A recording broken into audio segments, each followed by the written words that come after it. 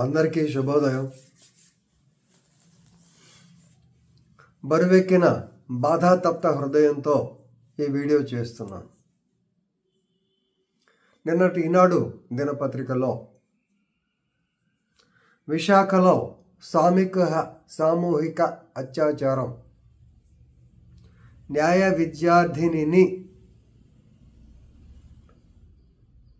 Girl law student నమ్మించి వంచిన ప్రియుడు రహస్యంగా వీడియోలు తీసి ఆ పైన స్నేహితులతో కలిసి అఘాత్యం చేశాడు. 4 మీద కేసు నమోదైంది.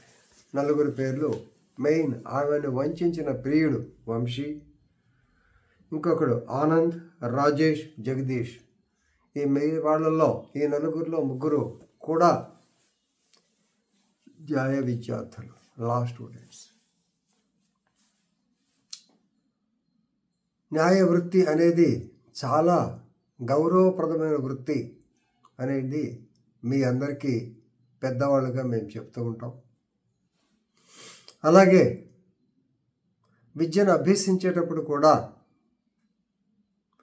చివరి సంవత్సరంలో ఎథిక్స్ గురించి మీ అందరికీ చెప్పడం జరుగుతుంది. కానీ జరుగుతున్నది ఏమిటి అని తెలుసుకుంటే బాధగా ఉన్నది.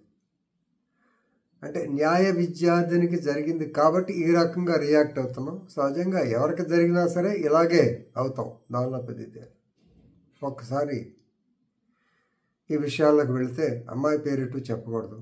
ఇది విశాఖపట్నంలో జరిగింది. యాక్చువల్గా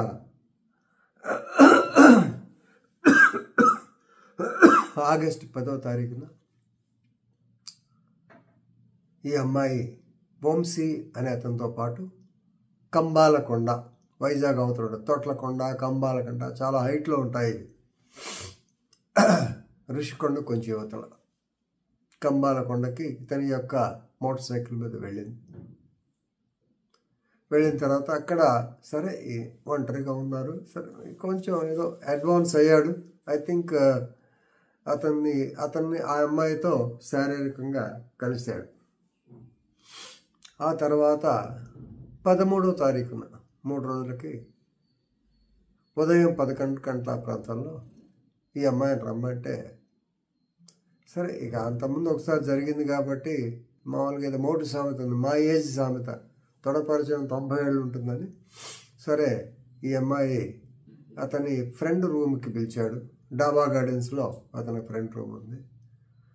ఆగస్టు 11వ తారీఖు పగలు ఉదయం 11 గంటల ప్రాంతాల్లో ఆ రూమ్కి వెళ్ళటం.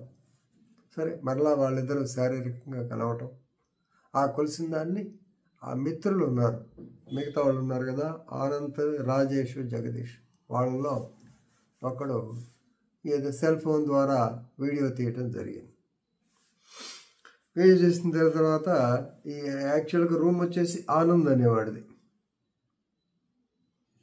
అది వీడియో తీస్తే వీళ్ళకి తెలియదు, పిల్లకి అమ్మాయికి తెలుసు పాపం. అది ఎవరో ఏమంటారు, ఈ సెక్షువల్ యాక్టివిటీని వీడియో తీసుకోవాలని ఎవరు చూడరు కదా. ఏది బ్లూ ఫిల్మ్స్లో యాడ్ చేసేవాళ్ళు తప్ప మిగతా వాళ్ళు కూడా చేయరు. ఆ సినిమా కోసం అని చెప్పి. కానీ చుట్టుపక్కల 100 మంది ఉంటారు, దాంట్లో ఏముంటుంది, నా బాగుంది ఏముంటుంది, ఒకటిదే. సరే మొత్తానికి సంఘటన జరిగింది. వీడియో తీశారు. వీడియో తీసిన తర్వాత ఆటోమేటికల్లీ బ్లాక్ మెయిలింగ్, బెదిరించారు. వీడియో ఉంది అది ఇది అని చెప్పి ఆనంద్, రాజేష్, జగదీష్ 3 గదిలోకి వచ్చి ఈ అమ్మాయిని అనుభవించటం అయిపోయిన తర్వాత ఈ వీడియో ఎవరికని చెప్తే ఇక యాక్చువల్గా ఆ తర్వాత స్టార్ట్ అయింది. ఈ అమ్మాయి చెప్పుకోవాలా, చాలా ఫీల్ అవుతూ ఉంది. ఫీల్ అయిన తర్వాత టార్చర్ నెక్స్ట్ మంత్ ఆగస్ట్ అయిపోయిన తర్వాత సెప్టెంబర్, అక్టోబర్లో ఈ అమ్మాయిని మరలా రమ్మని, వీడే ఎవరు వంశీయే వాళ్ళకి మా ఫ్రెండ్స్తో పాటు పడుకో లేకపోతే ఇది అవుతుంది అది ఇది అని చెప్పి బెదిరించటం. ఏమి చేయలేని పరిస్థితుల్లో ఆవిడ ఆత్మహత్యా ప్రయత్నం చేసింది. అప్పుడు తండ్రి దృష్టికి వచ్చింది. తండ్రి దృష్టికి ఎందుకంటే కాలేజీ కూడా వెళ్ళట్లా, కాలేజీకి వెళ్ళకుండా ఇంట్లో ఉండిపోతుంది. సో తండ్రి దృష్టికి వచ్చినప్పుడు నెమ్మదిగా ఊరేసుకుని ఆపేశారు. తండ్రి గారు పోలీస్ స్టేషన్కి వెళ్ళి రిపోర్ట్ చేశారు. సరే, మొత్తానికి యాక్టివిటీ వాళ్ళు అరెస్ట్ అవ్వటం ఇది రొటీన్లో జరుగుతాం. ఇక ఈరోజు పేపర్ చూస్తే హోసూర్ కర్ణాటక తమిళనాడు స్టేటే కానీ కర్ణాటక బార్డర్ ఉంటుంది. అంత మనకి బెంగళూరు 40-50 కిలోమీటర్లో ఉంటుంది అది.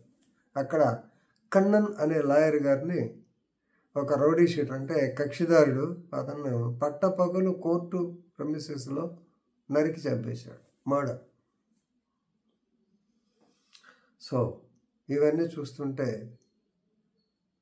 ఇందాక చెప్పిన బరువెక్కిన హృదయం, బాధాతప్త హృదయంతో వీడియో చేయాల్సింది. మనం ఎక్కడున్నాం, దీంట్లో ఎవరి తప్పు ఏమిటి అనేటువంటిది మనం అందరం ఒక్కసారి సింహావలోకనం చేసుకోవాలి. నో డౌట్ అందరూ మనుషులే, తప్పులు ఉంటాయి, తప్పులు జరుగుతూ ఉంటాయి. న్యాయ విద్యార్థి అయినా మెడికల్ విద్య ఎవరైనా జరుగుతూ ఉంటాయి. కానీ సమాజం ఎటుపోతుంది? మరి మహిళలు ముఖ్యంగా న్యాయ విద్య మధ్యలో ధైర్యం ఏమైంది? ఎందుకు అడగలేదు వాడిని? సరే ఓకే, వాడిని చేసుకున్నాం, లవ్ అఫైర్ ఏదో వచ్చింది, ఓకే ఒక్కొక్కటి. బట్ మిగతా వాళ్ళు చేయమంటే నీ తెలివితేటలు ఏమైంది? లేదు, ఎందుకు తల్లిదండ్రులకు అప్పుడే చెప్పలేదు అంటే సగటు మనిషి యొక్క మెంటాలిటీ అందరిలో ఇంకా అలాగే ఉన్నది. రైట్. ఇంతవరకు జరిగిన దాని గురించి బాధపడుతూ ఇక నేను సబ్ ఇన్స్పెక్టర్గా పనిచేసిన కాలంలో జరిగినటువంటి సంఘటన, లేదా మీరు సర్పయాగం అనే సినిమా చూస్తే సోమబాబు గారు హీరో అయితే మీకు అర్థమైపోతుంది. లేదా నా వీడియోకి ఉంది, దాన్ని ఎలా ఎంక్లోజ్ చేయాలో తెలియదు.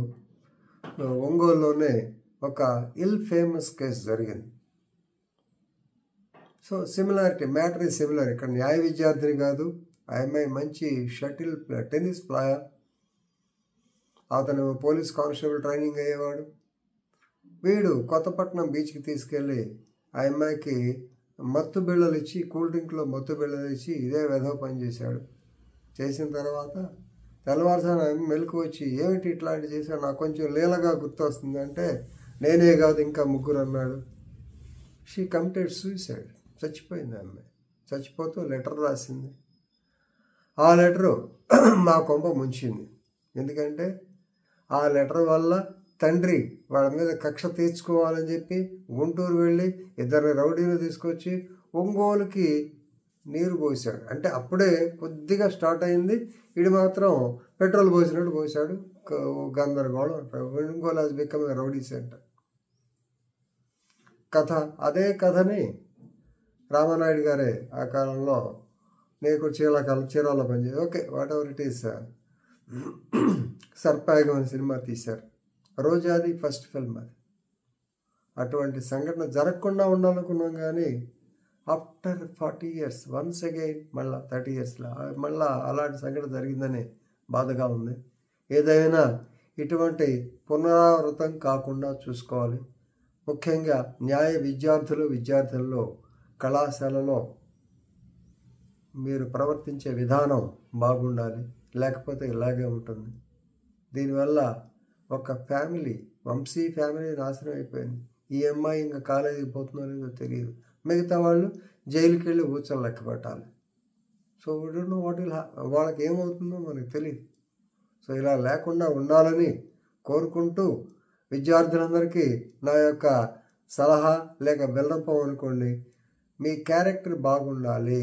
కాలేజీకి సంబంధించిన వరకు మిగతా పర్సనల్గా మేమేం చేయలేం, కానీ విద్యార్థుల యొక్క విధులు మీరు సరిగ్గా అర్థం చేసుకొని కాలేజీ వాతావరణాన్ని చెడగొట్టకుండా ఉండాలని, ఇలాంటి సంఘటనలు కూడా ఎప్పుడు మన ఏరియాలో జరగకూడదని కోరుకుంటూ ముగిస్తున్నాం. ధన్యవాదములు.